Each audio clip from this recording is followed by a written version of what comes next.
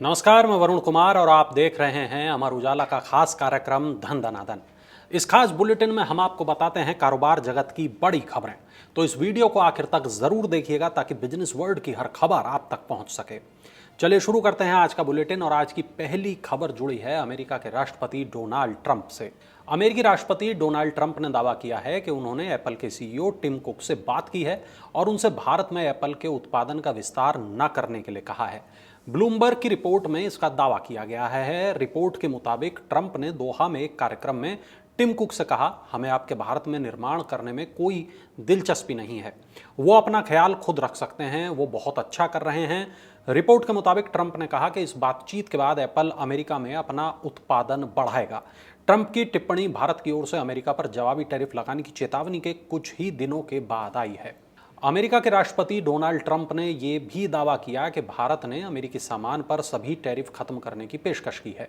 दोहा में एक business event में ट्रंप ने कहा कि भारत ने लगभग कोई टैरिफ नहीं लगाने का प्रस्ताव दिया है। भारत और अमेरिका वर्तमान में एक व्यापार समझौते पर बातचीत कर रहे हैं, लेकिन दिल्ली ने अभी तक इस बयान पर कोई टिप्पणी नहीं की है।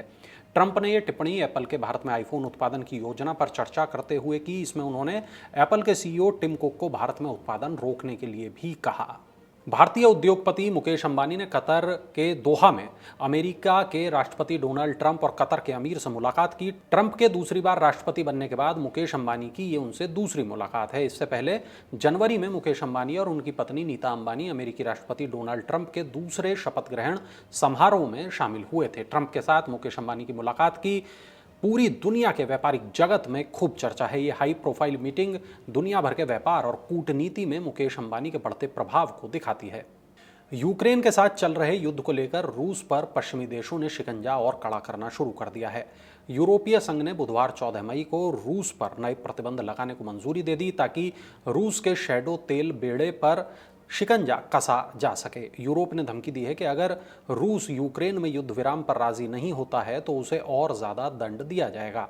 शैडो फ्लीट से तात्पर्य जहाजों के ऐसे बेड़े से है जिनका इस्तेमाल प्रतिबंधों का उल्लंघन करते हुए या अंतर्राष्ट्रीय जांच से बचकर माल लाने जाने के लिए किया जाता है। आपको बता दें, साल 2022 से रूस और यूक्रेन के बीच जंग जारी है।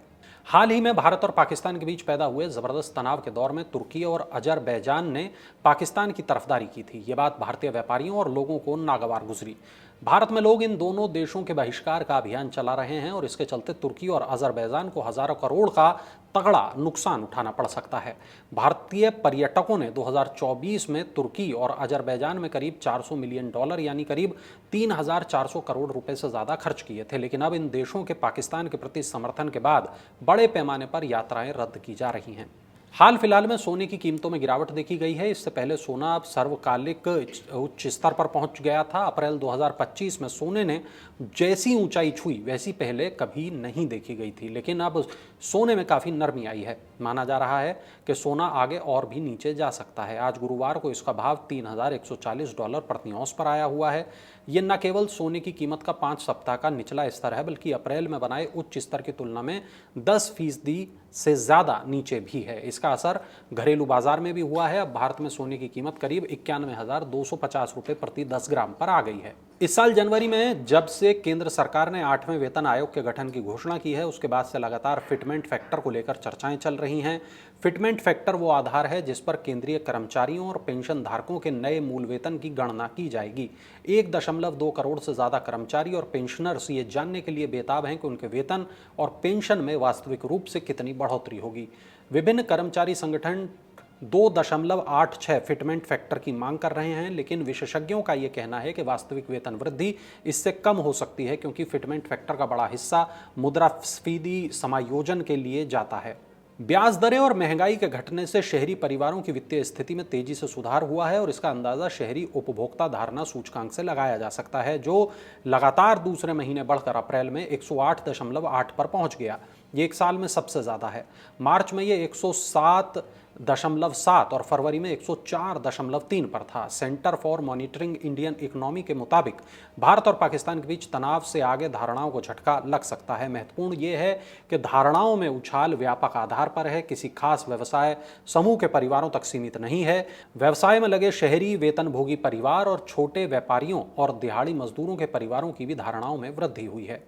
भारत 5G के बाद अब 6G तकनीक की दिशा में भी तेज रफ्तार से आगे बढ़ रहा है। खास बात यह है कि भारत अब 6G पेटेंट दाखिल करने वाले दुनिया के शीर्ष 6 देशों में शामिल हो गया है। केंद्रीय दूरसंचार राज्य मंत्री चंद्रशेखर पेम्मासानी ने कहा कि भारत के पास प्रतिभाओं का विशाल भंडार और पर्याप्त समय है। 6G में भारत के अग्रणी नहीं बनने का अब कोई कारण नजर नहीं आता है।